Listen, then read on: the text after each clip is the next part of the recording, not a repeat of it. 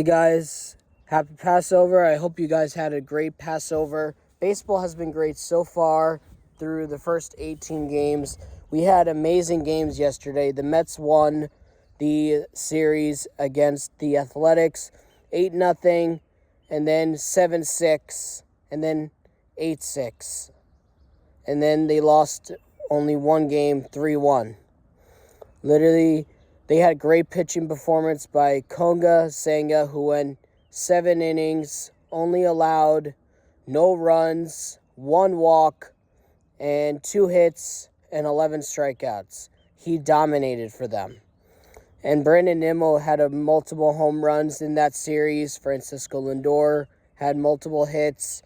Pete Alonso had a lot of great hits. And Juan Soto did pretty good. Then the Mariners completed a 3-game sweep of the Texas Rangers. They're now in first place with over 9 wins and only 2-3 losses. And the Mariners pitching really dominated at home against the Texas Rangers with Luis Gilbert, and their bullpen was very dominant. Then the Padres series, for the first time in franchise history, the San Diego Padres held an opponent scoreless in a 3-game series by sweeping the Rockies 6-0. Fernando Tatis Jr. was very dominant. He has a batting average of over .384 right now, with over 5 home runs and at least 12 RBIs. And he made a really great defensive play to end the game for the Padres when they won 2-0 the other day. And Michael King had a very dominant start. 9 innings, 2 hits allowed, no runs, 1 walk, 8 strikeouts. And it was his first career complete game. And it was a shutout. And he did very well for the Padres, and that was very cool to see because as a Yankee fan, I'm happy for Michael King because he is a really great player overall, and he deserved it. And then there was a crazy play in Seattle where Jorge Polanco avoided the tag. How in the world did you avoid that tag, Jorge Polanco? That's what I'm wondering. How in the world did he literally leap up to the side and avoid the tag? That's what I'm wondering. Then the Blue Jays came back to win 7-6 after being down 3 runs against the Orioles. And that was a crazy game because they had just signed Vladimir Guerrero Jr. to a 14-year, $500 million contract extension, which is still mind-blowing that he's the highest paid first baseman in baseball history and the highest paid first baseman. And the Orioles ended up winning the series because they took the first 2 games, and then the Blue Jays only won 1 game. That was the first game. And literally, Oliver Dunn made a great catch for the Brewers, and William Contreras hit a big 2-run home run, which was his 3rd one of the season and the 3rd one of the series. And the Houston Astros won the series 7-3 and 14-3 against the Los Angeles Angels. The Angels have now homered in 30 straight games. They lead the baseball league in 30 home runs in 30 home runs in 18 games, which I'm still shocked by. And Isaac Paredes hit his 3rd home run of the season for the Astros. And Altuve hit a big 3-run home run. Cam Smith had a bunch of big hits, his first big league home run. And also Pena did very well with patience and making great defensive plays. Also, Justin Steele was just announced today that he is out for the season because of left elbow surgery. I hope you recover fast and have a big comeback when you come back from surgery, because it stinks that you're out for the season with injury, because he's a very good player overall. That's my opinion. And it sucks to see the baseball players actually have this many injuries and be out for the entire year. Because we already seen Garrett Cole be out for the season, which stinks. And Matt Mervis homered again in his third straight game and helped the Marlins win by a score of 11-4. The Marlins have been a very surprising team this year with the Angels because their offense has been very dominant and getting base hits after base hits and big home runs and small hits and bunts, walks, and their pitching has been very dominant, which is very shocking, but it's only early in the season. But still, it's very impressive to see them being very dominant. And the Twins won the final game 5-1 against Detroit. And Detroit won that series because they were very dominant with their pitching and their offense. Trevor Story hit a home run and an RBI double for the Red Sox. And he scored all 3 runs for the Red Sox, and they won 3-0. Garrett Crochet was very dominant in that outing yesterday with over 7 innings pitched, 1 hit, 1 run allowed, 1 walk, 11 strikeouts. He's been very dominant against his former club, the Chicago White Sox. And they won 3-1. The Cardinals won 7-0 against the Phillies.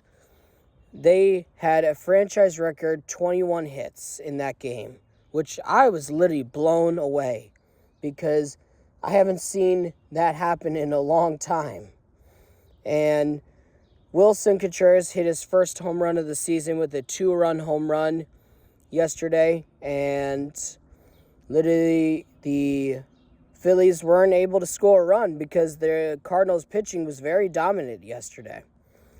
And the final one of the 2 series is that the Braves lost 8-3 against the Tampa Bay Rays. The Tampa Bay Rays have been very dominant since starting their season at George M. Steinbrenner Field. The Rays won by a score of 8-3. The Rays had a lot of good players go deep for them. They had Junior Caminero literally go deep with a solo home run and then a big 3-run home run. And he's been going deep a lot like crazy for the Tampa Bay Rays. They've been having a very good season, even though half their lineup is rookies and everything. But the Rays are a good team. Don't leave the Rays out because the Tampa Bay Rays, my opinion, are like the 3rd best American League team in baseball and the American League. That's my honest opinion because they're really good. Their pitching is very good against the Yankees and almost everybody. But they're just going through a little bit of struggle for a little bit. But the Braves have been very bad this year, which is very shocking because of how good their lineup is and how good their pitching is. They're going to be getting Spencer Strider back very soon. And because of that, I think that's going to give them a big boost. And because of that, I honestly think the Braves are going to come back and are going to be coming back like a sleeping giant has been asleep. The Braves are like the sleeping giant because I'm going to predict this. And I feel bad for Braves fans because I love how the Braves fans always stand for their team and they never give up. Because usually the Braves get off to a really good start, but then they struggle. But literally, this is just shocking to see them in last place, which nobody usually sees the Braves ever do that. And I honestly think the Braves, once they get Spencer Strider back, who had 15 strikeouts in his first rehab game, which was very, very shocking. And I honestly think this. The Braves, when they get Strider back, they're going to start dominating with their pitching. And then their offense is going to start waking up because right after Strider comes back, Ronald Acuna Jr. comes back. Boom. I think the Braves are going to wake up like a sleeping volcano and blow up with offense and defense and pitching. Their pitching is going to get better. their bullpen is going to be even better. And the Braves are going to help their team win and get to the division and win that division by September. And literally, they're going to get into the postseason, help them win, and literally do this. Win the NLDS, win the NLCS, meet the Yankees in the World Series. It will go to 7 games, and the Yankees end up winning. But the Braves, I'm predicting, are going to have a massive comeback. That's my honest prediction. And the last series, 2 series that were happening was the Dodgers lost to the Chicago Cubs. Literally, the Dodgers had a really good start to the season, going 8-0. But literally, the Dodgers lost 16-0 in front of their home crowd. Then they won 3-0. Then they lost 4-2 against the Cubs, and the Cubs won the series 3-1. And literally, Andy Page made a really great defensive play. He crashed into the wall in center field, robbing, who do you call it? I think he robbed Mookie Betts of a grand slam. And I could not believe it. I thought it was going to go out, but literally he caught it like this, and it was literally this close to being a grand slam. But he robbed him of a grand slam. Then Kyle Tucker robbed,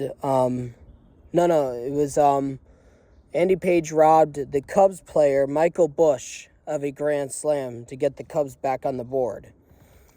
But then Kyle Tucker robbed Mookie Betts of a base hit by a diving catch.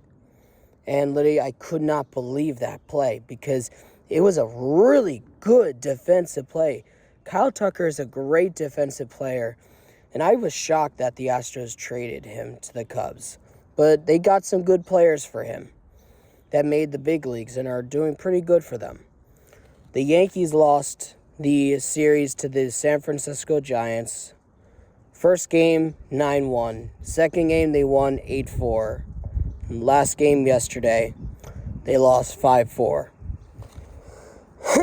Jung-Ho Lee literally dominated the series for the Giants. He hit his first home run of the season at Yankee Stadium for the Giants. And then yesterday, he hit 2 home runs. First, he hit a solo home run to get the Giants on the board after they were trailing 3-1. And they proved to the Yankees they could out-hit them and out-pitch them. And the Giants improved their record to 12-3. And they're now in first place, tied with the San Diego Padres. And the Giants just out-homered us, out-hit us, and they out-pitched us. Their bullpen has a combined 1.09 ERA, which is very shocking.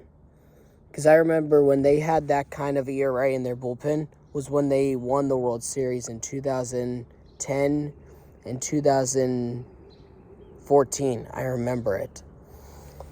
And Logan Webb really dominated Aaron Judge and the team, and their bullpen struck Aaron Judge out looking, and they won the series. But Jazz Chisholm snapped his 0-for-31 streak with a big solo home run to get us back on the board.